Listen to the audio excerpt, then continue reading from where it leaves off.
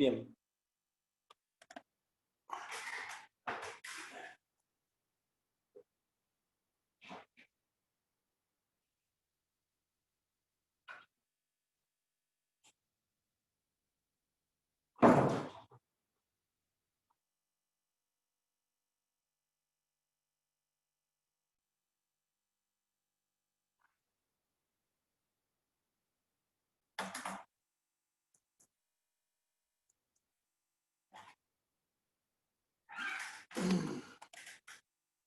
Bien.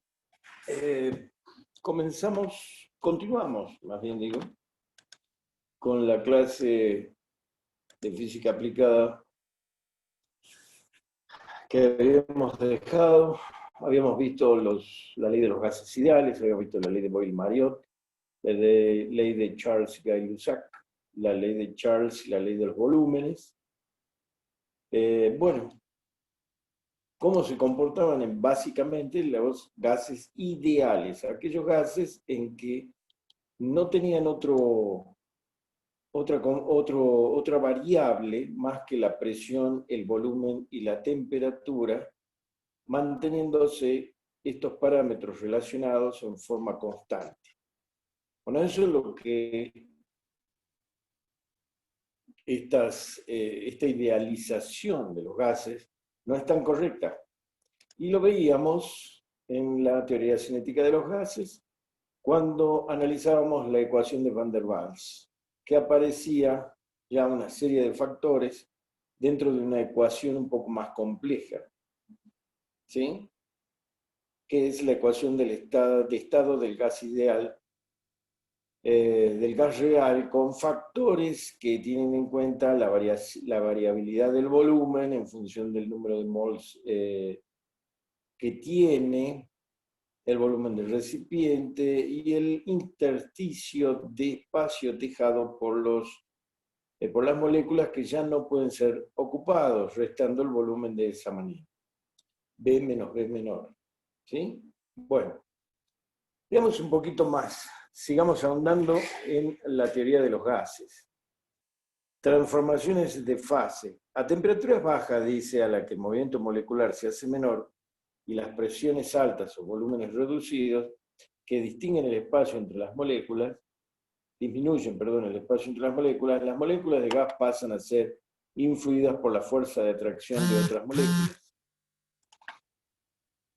Bajo determinadas condiciones críticas, todo el sistema entra en un estado ligado a la alta densidad y adquiere una superficie límite.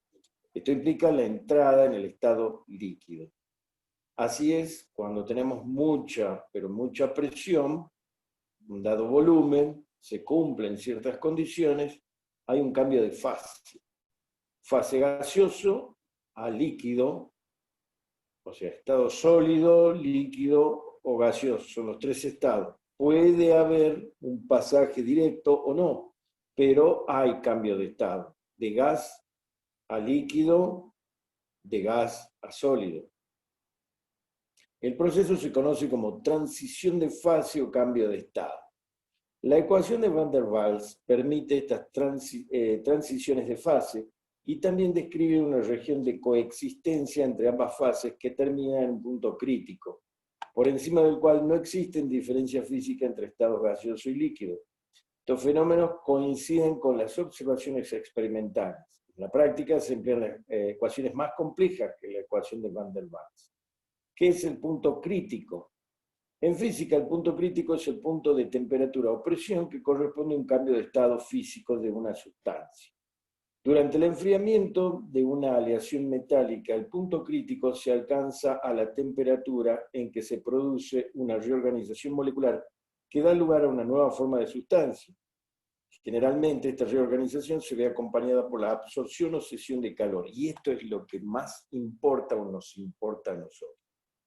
Entender este fenómeno físico de qué hay dentro del cambio de estado, o sea, de pasar de gas a líquido, o de pasar de líquido a sólido, o de pasar de sólido directo a gas, implica una absorción o cesión de calor. Y esto es lo que da origen a las máquinas térmicas. Y esto es lo que da origen, chicos, a todo lo que nosotros entendemos como calefacción a través de gases, como refrigeración a través de gases, y que conforman algo muy importante a tener en cuenta para lo que nosotros conocemos como la energía térmica. La temperatura crítica de un gas es la temperatura máxima a la que puede licuarse. La presión crítica es la presión necesaria para licuar un gas a esa temperatura. Algunos gases como el hielo, el hidrógeno o el nitrógeno poseen helio, acá está mal, y dije mal, como el helio, el hidrógeno o el nitrógeno poseen temperaturas críticas muy bajas y tienen que ser enfriados intensivamente antes de poder ser licuados. Otros, como el amoníaco o el cloro, tienen temperaturas críticas elevadas y pueden licuarse a temperaturas ambientes aplicando suficiente presión. La tercera característica del punto crítico es el volumen crítico, que es el volumen que ocuparía un mol de gas a su temperatura y presión críticas.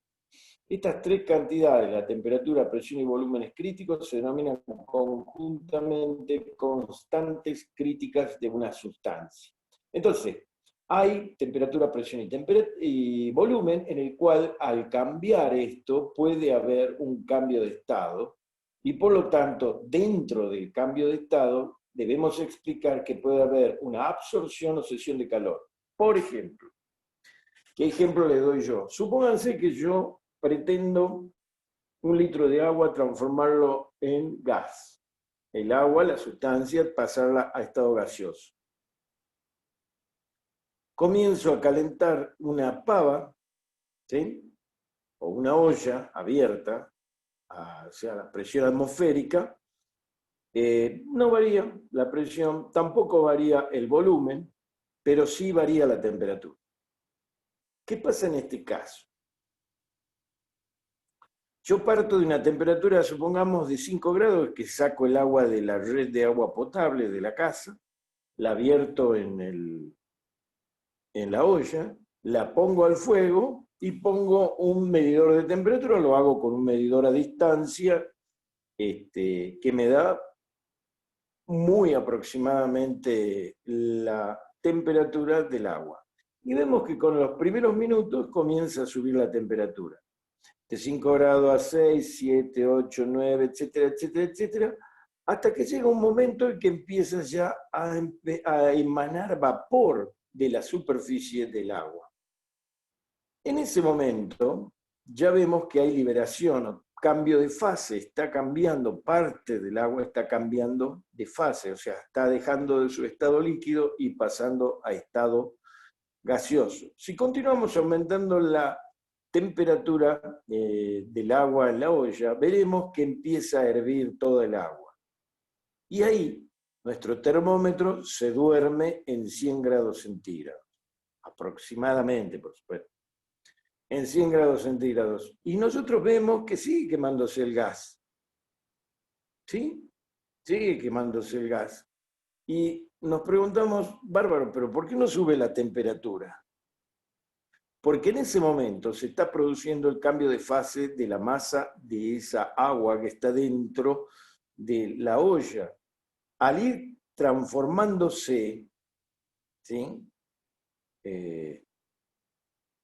Al ir entregando el fuego a través de la quema del gas mezclado con oxígeno, entregando calor y por lo tanto tendiendo al aumento de la temperatura de esa masa de agua, esta va transformándose apropiadamente en gas, o sea, vapor de agua. Si nosotros tirábamos de golpe metiéramos esa olla en un lugar donde la temperatura son 5.000 grados centígrados, la transferencia de energía térmica sería tan grande que instantáneamente toda esa masa de agua pasaría a transformarse en gas. ¿Sí? ¿Y qué significa esto? ¿Por qué la transformación es lenta en la olla? Y porque la cantidad de agua es muy grande respecto de la cantidad de calor que recibe. Entonces el vapor el agua va transformándose en gas muy lentamente en comparación con otras circunstancias. Y vamos viendo ese proceso de transformación, lo podemos ver, lo podemos seguir al proceso de transformación del agua en gas a lo largo de un tiempo y entender que la temperatura de esa masa de agua no va a aumentar más porque se está entregando energía térmica justamente para el cambio de estado. Entonces, necesito entregarle calor al agua para pasarla de líquido a gaseoso. Ahora, cuando yo obtengo vapor y lo condenso en una superficie fría, ¿qué es lo que estoy haciendo? Le estoy quitando calor. Entonces, el vapor al tocar una superficie fría le absorbe temperatura, esa superficie fría, al calor y se produce lo que conocemos como condensación. En ese momento hay un cambio de fase de vapor, de agua, a gotas de agua líquida. Y es en esa transición en que el vapor entrega calor al medio ambiente o a la superficie fría. ¿Se entiende este principio? Bueno, ese es el principio de lo que decimos nosotros, que en el momento del cambio de estado, de pasar de gas a líquido, de líquido a gas, de líquido a sólido, sólido a líquido, hay entrega, cesión o absorción de calor por parte de la masa que está cambiando. Lo mismo pasa intuitivamente con el hielo. Si yo tengo una barra de hielo, ¿sí?, y la someto a calor, la barra de hielo va a comenzar a derretirse. ¿Y qué está sucediendo? Le estoy entregando a la barra de calor, de hielo, le estoy entregando calor. Y esa barra empieza a cambiar de estado a medida que yo le entrego calor. Ahora ustedes me van a decir, bueno, pero cuando se derrite un hielo, yo no le estoy entregando calor. El ambiente se lo está entregando y por eso se derrite. Pero no se equivoquen, la temperatura del hielo permanece prácticamente constante, porque lo que está haciendo es absorbiendo temperatura del hielo a través de la entrega de calor del medio ambiente para transformarse en agua. Ese es el fenómeno, ese es el cambio de estado a lo que se refiere este apartado y que es muy importante porque los gases que se utilizan, por ejemplo, en los equipos de refrigeración, se comprimen de modo tal de transformarlos prácticamente en líquido o cercano a líquido, transferirlo de una zona a otra, y en el momento de la compresión, ¿qué pasa? Para transformarse en líquido debe tomar calor, debe ceder calor o tomar calor, y luego se expande entregando calor. Todo ese comportamiento es el que funciona en las máquinas simples térmicas, que son las que nosotros conocemos como máquinas para las máquinas duales que nosotros compramos como equipos de refrigeración y de calefacción para nuestros hogares. El principio de funcionamiento es justamente ese. Veamos la presión de vapor. La presión de vapor en equilibrio con un líquido o un sólido a cualquier temperatura se denomina presión de vapor de la sustancia a esa temperatura. La presión de vapor de una sustancia es función de la temperatura solamente, no del volumen.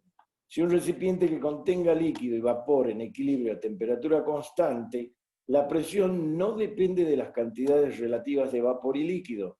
Si por algún motivo la cantidad de líquido disminuye, el vapor se condensa para compensar y viceversa. Pero si se suministra o sustrae calor a temperatura constante, la presión no varía. La temperatura de punto de ebullición de un líquido es la temperatura a la cual su presión de vapor es igual a la presión exterior. Bueno, hay algunas definiciones acá que nos sirven para entender qué pasa en el momento de la transición de estado. Veamos de nuevo, la presión de vapor en equilibrio con un líquido o un sólido a cualquier temperatura se denomina presión de vapor de la sustancia a esa temperatura. Para que se encuentre una sustancia en estado de vapor a una presión determinada, se denominará así presión de vapor de la sustancia a esa temperatura. La presión de vapor de una sustancia es función de la temperatura solamente, no del volumen. O sea, una determinada sustancia que se encuentre a una temperatura que le da un estado de vapor, es la temperatura a la cual nosotros tenemos presión de vapor. En un recipiente que contenga líquido y vapor en equilibrio, a temperatura constante, la presión no depende de las cantidades relativas de vapor y líquido. Si por algún motivo la cantidad de líquido disminuye, el vapor se condensa para compensar y viceversa, manteniendo el equilibrio. Pero si se suministra o sustrae calor a temperatura constante, la presión no varía. Entonces, la temperatura del punto de ebullición de un líquido es la temperatura a la cual su presión de vapor es igual a la presión exterior, como consecuencia. Bien, veamos algo más. Humedad. Medida del contenido de agua en la atmósfera. La atmósfera contiene siempre algo de agua en forma de vapor. La cantidad máxima depende de la temperatura. Crece al aumentar esta. A medida que la temperatura del aire aumenta, la posibilidad de contener vapor aumenta. A 4,4 grados centígrados, 1000 kilos de aire contienen un máximo de 5 kilos de vapor. A 37,8 grados centígrados, 1000 kilos de aire húmedo contienen un máximo de 18 kilos de vapor. ¿Se entiende? ¿Eso qué significa? Que el aire permite la coexistencia del aire y el vapor de agua en función de la temperatura. Cuanto más caliente esté el aire, más posibilidad de contener vapor tiene este. Por lo tanto, ya nos está indicando un interesante tema a considerar en cuanto al estado o conveniencia de la sensación de calor o no. O sea, yo aumento la temperatura, pero si se aumenta el vapor, también aumenta la sensación de calor. Cuando la atmósfera está saturada de agua, el nivel de incomodidad es alto, ya que la transpiración, evaporación de sudor corporal con resultado refrescante, se hace imposible. ¿El cuerpo cómo baja su temperatura? A ver, supongo que ustedes lo sabrán, pero no importa. Si no lo saben, explicamos.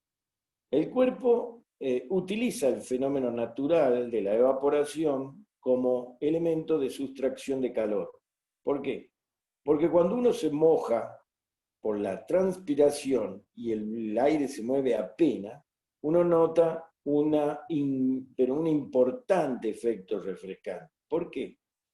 Y porque el calor absorbe, transforma el agua que está en la superficie de la piel, la transforma en vapor. Al transformarla en vapor, como hemos visto, quita calor.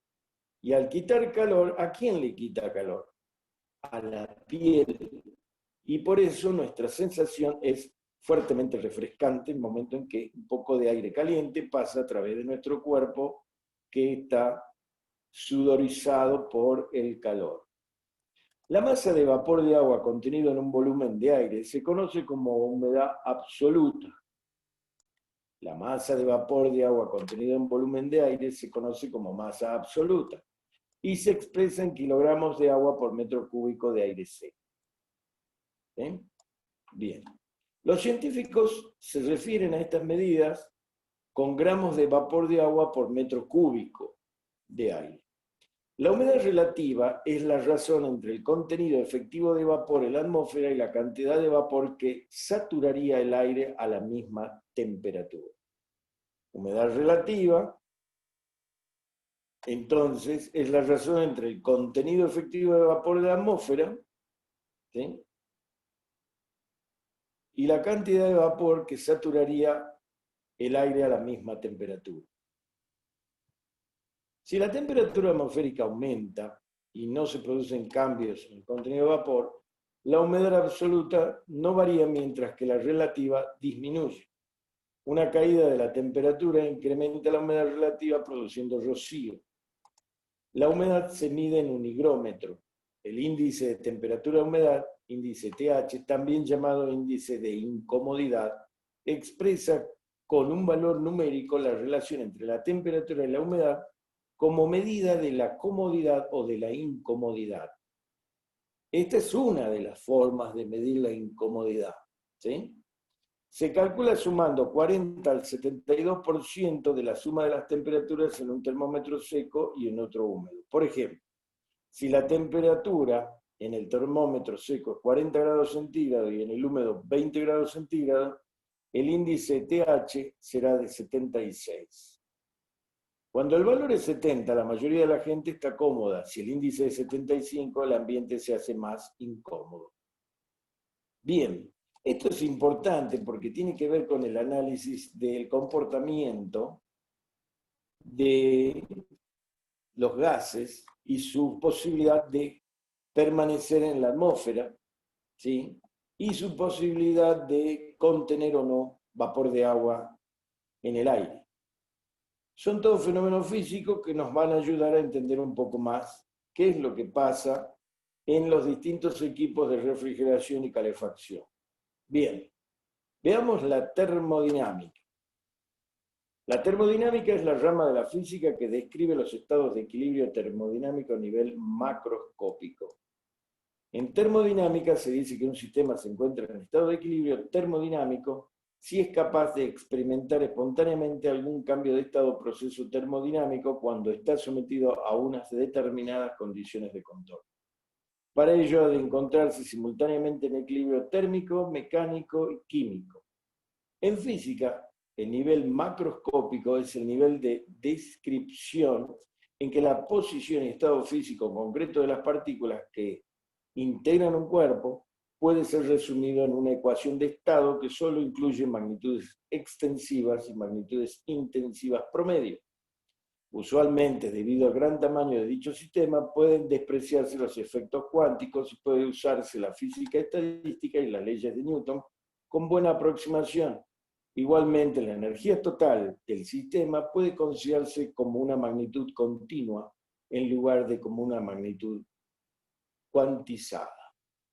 Primer principio de la termodinámica. A ver, veamos de qué se trata esto. El primer principio de la termodinámica, primera ley de la termodinámica, es un principio que refleja la conservación de la energía en el contexto de la termodinámica. Más específicamente, el principio se puede formular como: en un sistema aislado adiabático, que no hay intercambio de calor con otro sistema o su entorno como si estuviera aislado, que evoluciona en un estado inicial A, otro final B, el trabajo realizado no depende ni del tipo de trabajo ni del proceso seguido. Más formalmente, este principio se descompone en dos partes. El principio de la accesibilidad adiabática, que dice que el conjunto de los estados de equilibrio a los que puede acceder un sistema termodinámico cerrado es adiabáticamente un conjunto simplemente con ellos. Y un principio de conservación de la energía. El trabajo de la conexión adiabática entre dos estados de equilibrio es un sistema cerrado, de un sistema cerrado depende exclusivamente de ambos estados conectados. Este enunciado supone formalmente definido el concepto de trabajo termodinámico. Y conocido en los sistemas termodinámicos, solo se pueden interaccionar de tres formas diferentes: interacción másica, mecánica o térmica. En general, el trabajo es una magnitud física que no es una variable del estado del sistema, dado que depende del proceso seguido por dicho sistema. Este hecho experimental, por el contrario, muestra que para los sistemas cerrados adiabáticos, el trabajo no va a depender del proceso, sino tan solo de los estados inicial y final. En consecuencia, podrá ser identificado con la variación de una nueva variable de estado de dicho sistema, definido como energía interna. Se define entonces la energía interna U como una variable de estado cuya variación en un proceso adiabático es el trabajo intercambiado por el sistema con su entorno. O sea, que la variación delta U de la energía interna en un sistema es el trabajo que se produjo. W del proceso adiabático. Cuando el sistema cerrado evoluciona de un estado inicial A a uno B, pero por un proceso no adiabático, la variación de energía debe ser la misma. Sin embargo, ahora, el trabajo intercambiado será diferente del trabajo adiabático anterior. La diferencia entre ambos trabajos debe haberse realizado por medio de la interacción térmica. Se define entonces la cantidad de energía térmica intercambiada, Q, calor, como el calor es igual a la variación de la energía interna menos el trabajo realizado, o más el trabajo realizado. ¿Sí? Siendo U la energía interna, Q el calor y W el trabajo. Por convenio, Q es positivo si va del ambiente al sistema, o negativo en caso contrario.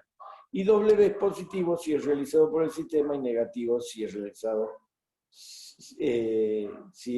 por el sistema. Esta definición suele identificarse como la ley de conservación de la energía y a su vez identifica el calor como una transferencia de energía. Es por ello que la ley de la conservación de energía se utilice fundamentalmente por simplicidad como uno de los enunciados de la primera ley de la termodinámica. Entonces, ¿qué establece? La variación de energía de un sistema termodinámico cerrado es igual a la diferencia entre la cantidad de calor y la cantidad de trabajo intercambiados por el sistema con sus alrededores.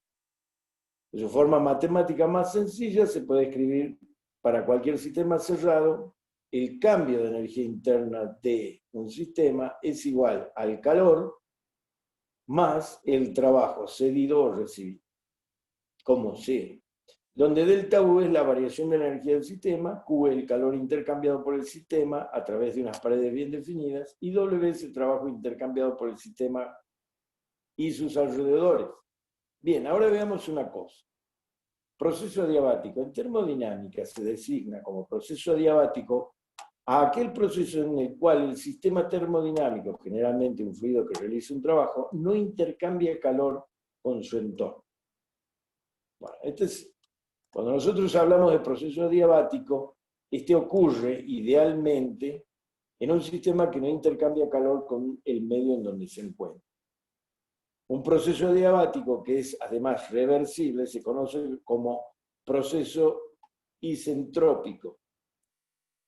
El extremo opuesto, en el que tiene lugar una máxima transferencia de calor causando que la temperatura permanezca constante, se denomina proceso isotérmico o a igual temperatura. ¿Sí? El término adiabático hace referencia a volúmenes que impiden la transferencia de calor con el entorno. Una pared aislada se aproxima bastante a un límite adiabático. Otro ejemplo es la temperatura adiabática de llama, que es la temperatura que podría alcanzar una llama si no hubiera pérdida de calor hacia el entorno. En climatización, los procesos de humectación, aporte de vapor de agua, son adiabáticos, ¿sí? Puesto que no hay transferencia de calor, a pesar de que se consigna variar la temperatura del aire y su humedad relativa. El calentamiento y enfriamiento adiabáticos son procesos que comúnmente ocurren debido al cambio de la presión de un gas, que conlleva variaciones en volumen y temperatura. Los nuevos valores de las variables de estado pueden ser cuantificados usando la ley de los gases ideales. Acorde con el primer principio de la termodinámica, la variación de energía interna más el trabajo es igual a cero, donde U es la energía interna del sistema y W es el trabajo realizado por el sistema. Cualquier trabajo W realizado debe ser realizado a expensas de la energía interna, mientras que no haya sido suministrado calor desde el exterior. El trabajo W realizado por un sistema se define entonces W igual a P por delta B. Si se relaciona el proceso adiabático con las ondas, se debe tener en cuenta que el proceso o carácter adiabático solo se produce en las ondas longitudinales. Bueno, una vez visto este tema de cómo se comportan los sistemas en cuanto a la energía interna, el trabajo y el calor, continuamos con lo que más nos interesa, la relación que hay entre el calor y el trabajo. Si calor y trabajo son ambos formas de energía en tránsito de unos cuerpos o sistemas a otros, deben estar relacionados entre sí. La comprobación de este tipo de relación fue uno de los objetivos experimentales perseguidos con insistencia por el físico inglés James Prescott Joule entre 1818 y 1889. Aun cuando efectuó diferentes experimentos en busca de dicha relación, el más conocido consistió en determinar el calor producido dentro de un calorímetro a consecuencia del rozamiento con el agua del calorímetro de un sistema de paletas giratorias y compararlo posteriormente con el trabajo necesario para moverlo. La energía mecánica puesta en juego para controlarla en el experimento de Joule, haciendo caer unas pesas cuya energía potencial inicial podía calcularse fácilmente, de modo que el trabajo, como variación de la energía mecánica, vendría dado por trabajo igual a variación de energía potencial, ¿sí? Y la masa ya estaba definida porque eran pesos, la aceleración de la gravedad conocida y la altura que se desplaza la masa también conocida. Estamos estableciendo cuál es el trabajo al que le aplicamos a esa masa de agua. ¿Sí? Bien. Siendo m la masa de las pesas, h la altura desde la que caen y g la aceleración de la gravedad. Por su parte, el calor liberado por la agitación del agua que producían las aspas en movimiento daba lugar a un aumento de la temperatura interna del calorímetro y la aplicación de la ecuación calorimétrica. Q, calor, es igual a masa por el calor específico, en este caso del agua, por la temperatura final menos la inicial. De esta manera, usando esta fórmula, permitía determinar el valor del calor y compararlo con el del trabajo. Tras una serie de experiencias en las que mejoró progresivamente sus resultados, llegó a encontrar que el trabajo realizado sobre el sistema y el calor liberado en el calorímetro guardaban siempre una relación constante aproximadamente igual a 4,2. Es decir, por cada 4,2 joules de trabajo realizado, se le comunicaba al calorímetro una cantidad de calor igual a una caloría. Experimento que demostró que el trabajo y el calor estaban vinculados. Ese valor denominado equivalente mecánico del calor se conoce hoy con más precisión y es considerado como 4,184 joules por caloría. La relación numérica entre calor y trabajo, W, puede entonces escribirse de la forma: el trabajo en joules es 4,18 calorías. Una equivalencia muy importante para todas estas cuestiones. La consolidación de la noción del calor como forma más de energía hizo del equivalente mecánico un simple factor de conversión entre unidades diferentes de una misma magnitud física, la energía, algo parecido al número que permite convertir una longitud expresada en pulgadas con la misma longitud expresada en centímetros. Se trata de la posibilidad de transformar el calor en energía. ¿Cuál es la relación involucrada entre el calor y la energía? Esto da como lugar posibilidad el estudio de las máquinas térmicas. Bueno, es bastante complicadito el tema en el sentido de entender todas estas cuestiones físicas que involucran, pero intuitivamente vamos entendiendo de qué se trata el tema del calor y del trabajo y de la energía en los distintos sistemas, y vamos viendo algunas cuestiones como la humedad, la temperatura, por qué se producen, para ir entendiendo algunas cuestiones que vamos a ir viendo a lo largo de nuestra carrera. Por lo tanto, hay temas o hay cuestiones en estos párrafos que son fundamentales y que hacen al entendimiento de qué es lo que pasa con el trabajo y la energía y el calor. Por eso es que necesitamos que ustedes hagan un poco una lectura concienzuda para entender un poquito qué es lo que sucede dentro de estos fenómenos. Dado la complejidad de esto, no voy a seguir con el tema mientras hacemos un poco masticamos un poco todos estos conceptos que hemos leído o visto y tratado de entender en esta teoría. De modo tal de que ya entremos en la próxima clase en el tema de las máquinas térmicas para entender específicamente qué es lo que sucede y cómo trabajan. ¿Sí? Bien. Por ende, esto va a ser todo en la clase de hoy.